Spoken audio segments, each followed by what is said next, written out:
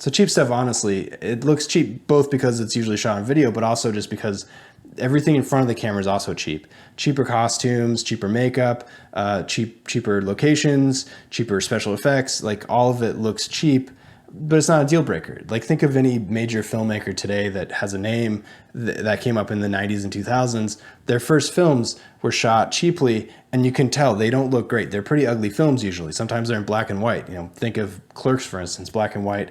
But it wasn't a deal breaker because, again, story is king. So obviously that's not the case with sound. Sound either works or it doesn't. But when it comes to story, story is story. And so if the image sucks, as long as the story's good, people will be on for the ride.